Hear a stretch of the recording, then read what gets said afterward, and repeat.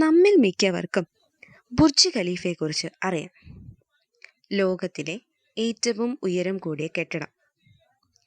വളരെയധികം കെട്ടിട നിർമ്മാതാക്കളും അവരുടെ കമ്പനികൾക്കും ഈ കെട്ടിടത്തിൽ നിന്നും പ്രചോദനം ഉൾക്കൊള്ളുന്നു. മികച്ച വാസ്തുവിദ്യയും ഘടനയുമാണ് അതിൻ്റെ കാരണം.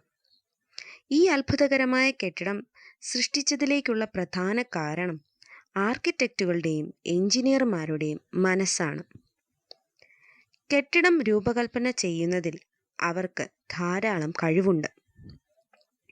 അവർ ഉപയോഗിച്ച ഒരു പ്രധാന സാങ്കേതികത ജോമെട്രിയും ആംഗിളും ആണ്. ആംഗിളുകളുടെ ശരിയായ സ്ഥാനം ഇല്ലാതെ കെട്ടിടം വളരെ മനോഹരമായി വരില്ല.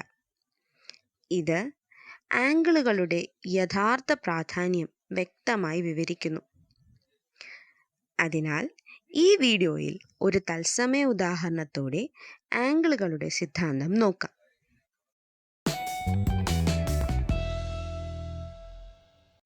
നമ്മൾ ക്ലാസ് മുറിയിൽ ക്ലാസ് കേൾക്കുമ്പോൾ പ്രഭാഷണത്തേക്കാൾ കൂടുതൽ ശ്രദ്ധിക്കുന്നത് ക്ലോക്കിനെയാണ്.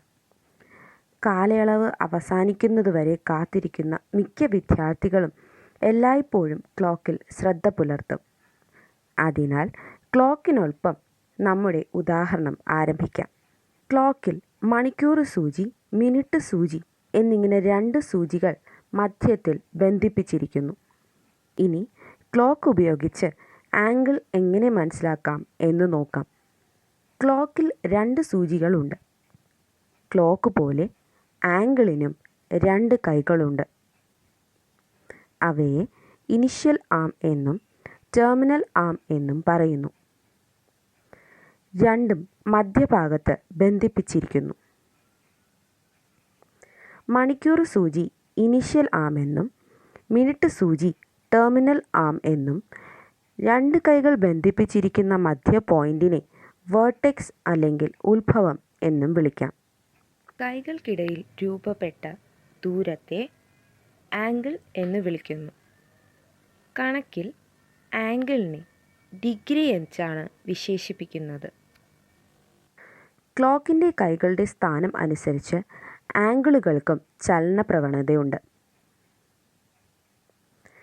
ആംഗിളുകളുടെ ചലനത്തെ ആസ്ഥാനമാക്കി ഇവയെ 6 പ്രധാന തരങ്ങളായി തരംതിരിച്ചിരിക്കുന്നു.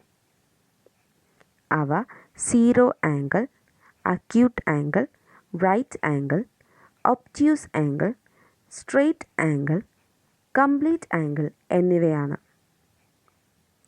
ഇപ്പോൾ ഒരു ക്ലോക്കിൻ്റെ സഹായത്തോടെ കോണുകളുടെ തരങ്ങൾ നോക്കാം. സമയം രാവിലെ 12 മണിയാണെങ്കിൽ 2 കൈകളും, അതായത് മണിക്കൂർ സൂചി, മിനിറ്റ് സൂചി എന്നിവ ഒറ്റ ദിശയിൽ തന്നെ നിൽക്കുന്നു, ഒരു രീതിയിലുള്ള ചലനവും ഇല്ലാതെ. ഈ തരത്തിലുള്ള ആംഗിളിനെ നമ്മൾ സീറോ ആംഗിൾ എന്ന് വിളിക്കുന്നു. അതിനെ 0 ഡിഗ്രി എന്നാണ് നമ്മൾ സൂചിപ്പിക്കുന്നത്. സമയം 3 മണിയാണ് രാവിലെയെങ്കിൽ ഈ 2 കൈകളും എല്ലിൻ്റെ രൂപത്തിൽ 90 ഡിഗ്രിയിൽ സ്ഥിതി ചെയ്യുന്നു. ആംഗിൾ 90 ഡിഗ്രി ആണെങ്കിൽ ഇതിനെ നമ്മൾ റൈറ്റ് ആംഗിൾ എന്നാണ് വിളിക്കുന്നത്. മേശയുടെ അഗ്രഭാഗം, നോട്ട് ബുക്ക് എന്നിവ റൈറ്റ് ആംഗിളിൻ്റെ ഉദാഹരണങ്ങളാണ്. കാരണം അവ എൽ രൂപത്തിൽ 90 ഡിഗ്രിയിൽ സ്ഥിതി ചെയ്യുന്നു. ഇനി സമയം രാവിലെ 1 മണിയാണെങ്കിൽ 2 കൈകളും അടുത്ത് തന്നെ സ്ഥിതി ചെയ്യുന്നു. അവ 30 ഡിഗ്രിയിലാണ് സ്ഥിതി ചെയ്യുന്നത്. ആംഗിൾ 90 ഡിഗ്രിയിൽ കുറവാണെങ്കിൽ അതിനെ അക്യൂട്ട് ആംഗിൾ എന്നാണ് വിളിക്കുന്നത്. നക്ഷത്രങ്ങൾ അക്യൂട്ട് ആംഗിളിന് ഉദാഹരണങ്ങളാണ്.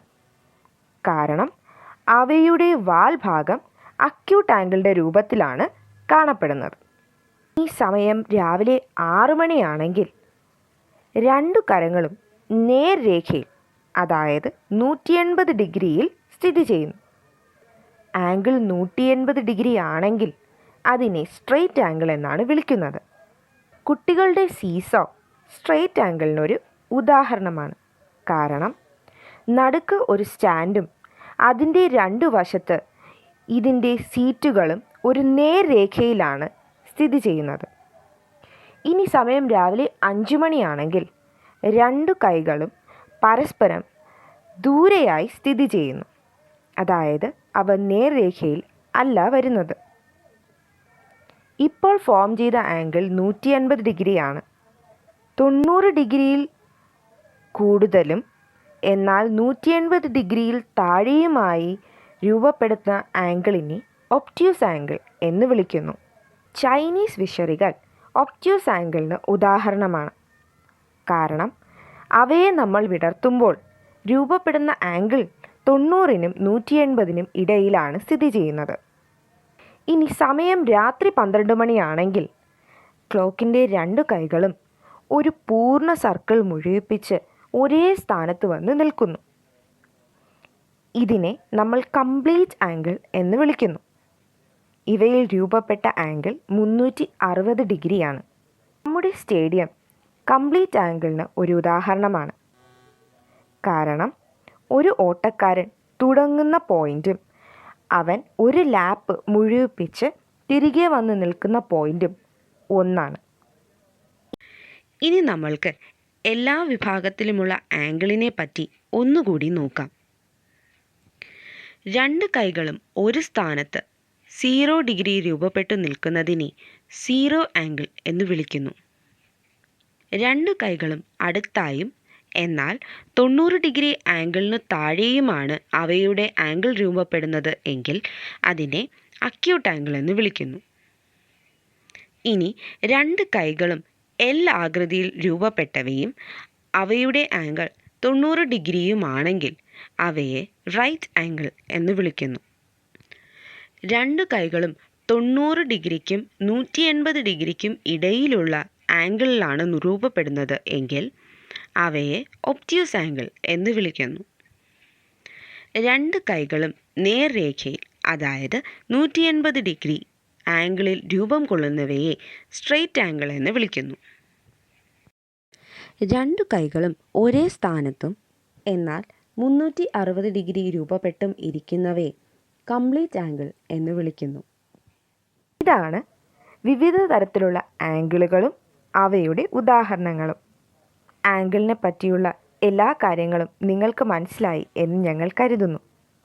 ആംഗിളുകളെ പറ്റി നിങ്ങൾ പഠിക്കുമ്പോൾ തീറ്റ എന്നുള്ളൊരു വാക്ക് നിങ്ങൾ ശ്രദ്ധിച്ചു കാണുമല്ലോ. ആൽഫബറ്റുകൾക്ക് പകരം തീറ്റ എന്ന വാക്ക് ഉപയോഗിക്കുന്നത് എന്തിനെന്ന് നിങ്ങൾ ചിന്തിച്ചിട്ടുണ്ടോ? എന്നാൽ നമ്മുടെ അടുത്ത വീഡിയോയിൽ ഇതിനെപ്പറ്റി നമ്മൾക്ക് പഠിക്കാം. പുതിയ വിഷയങ്ങൾ പഠിക്കുമ്പോൾ നിങ്ങൾക്ക് ബുദ്ധിമുട്ട് അനുഭവപ്പെടാറുണ്ടോ? യഥാർത്ഥ ആശയം പഠിക്കാൻ നിങ്ങൾ പാടുപെടുകയാണോ? എന്നാൽ നിങ്ങളെ സഹായിക്കാൻ ഞങ്ങളിവിടെയുണ്ട്. തന്നിരിക്കുന്ന ഫോമിൽ നിങ്ങളുടെ ചോദ്യം പോസ്റ്റ് ചെയ്യുക. നിങ്ങളുടെ എല്ലാ ചോദ്യങ്ങൾക്കുമുള്ള ഉത്തരങ്ങൾ ഉദാഹരണമടക്കം ഞങ്ങൾ നൽകുന്നതാണ്.